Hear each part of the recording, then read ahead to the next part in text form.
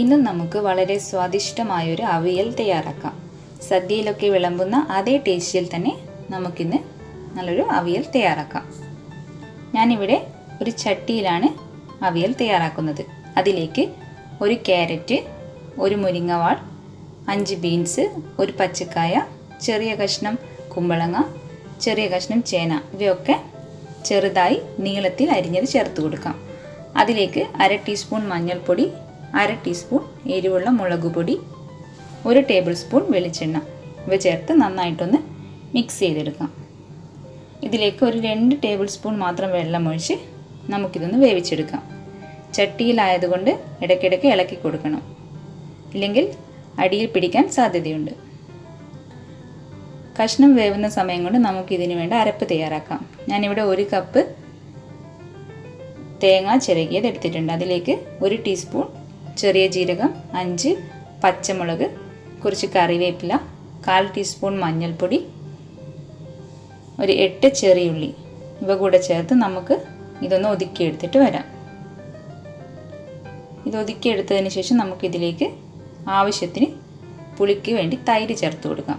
ഞാനിവിടെ തൈരാണ് ചേർത്തിട്ടുള്ളത്. നിങ്ങൾക്ക് പുളി ഒഴിച്ചിട്ടും ഇത് തയ്യാറാക്കാം. ആവശ്യത്തിനുള്ള പുളി കുതിർത്ത് വെച്ചിട്ട് അതിൻ്റെ വെള്ളം പിഴിഞ്ഞൊഴിച്ചു കൊടുത്താലും മതി. പുളി നിങ്ങളുടെ ആവശ്യത്തിനനുസരിച്ച് നോക്കി ചേർത്ത് കൊടുക്കണം. ഞാനിവിടെ 7 ടേബിൾ സ്പൂൺ തൈരാണ് എടുത്തിട്ടുള്ളത്. കഷ്ണം ഒന്ന് വെന്ത് വരുമ്പോൾ നമുക്കതിലേക്ക് ആവശ്യത്തിന് ഉപ്പ് ചേർത്ത് കൊടുക്കാം. ഉപ്പ് ചേർത്തതിന് ശേഷം നന്നായിട്ടൊന്ന് മിക്സ് ചെയ്ത് കൊടുക്കാം.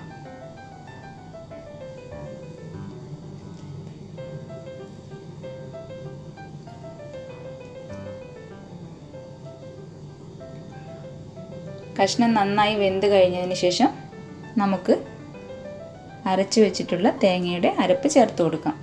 തേങ്ങ നന്നായി ഫൈനായിട്ടൊന്നും അരച്ചെടുക്കരുത്, ഒന്ന് ഒതുക്കിയെടുത്താൽ മാത്രം മതി.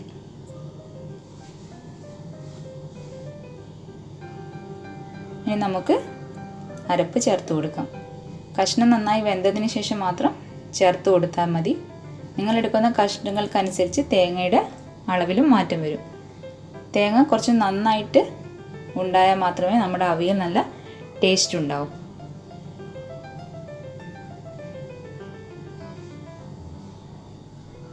ഇനി നമുക്കൊരു 2 മിനിറ്റ് ഇതൊന്ന് അടച്ചു വെച്ചിട്ട് കുക്ക് ചെയ്യാം. ഇപ്പോൾ 2 മിനിറ്റ് കഴിഞ്ഞിട്ടുണ്ട്. നമുക്കിനി ഇതിലേക്ക് കുറച്ച് കറിവേപ്പില തൂക്കി കൊടുക്കാം.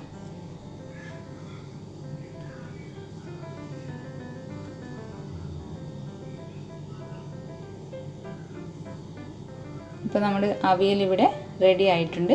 ഇനി ഫ്ലെയിം ഓഫ് ചെയ്യുന്നതിന് മുന്നേ നമുക്കിതിലേക്ക് ഒരു 2 ടേബിൾ സ്പൂൺ പച്ച വെളിച്ചെണ്ണ കൂടെ ഒഴിച്ചു കൊടുക്കാം. അതിനുശേഷം ഫ്ലെയിം ഓഫ് ചെയ്ത് അടച്ചു വയ്ക്കാം. നല്ല ടേസ്റ്റി ആയിട്ടുള്ള അവിയൽ ഇവിടെ റെഡി ആയിട്ടുണ്ട്. വളരെ എളുപ്പത്തിൽ തന്നെ നിങ്ങൾക്കിത് തയ്യാറാക്കിയെടുക്കാൻ കഴിയും. എല്ലാവരും ട്രൈ ചെയ്ത് നോക്കണം. ഇഷ്ടപ്പെടുകയാണെങ്കിൽ ഈ ചാനൽ ലൈക്ക് ചെയ്യാനും ഷെയർ ചെയ്യാനും സബ്സ്ക്രൈബ് ചെയ്യാനും മറക്കരുത്. Thank you.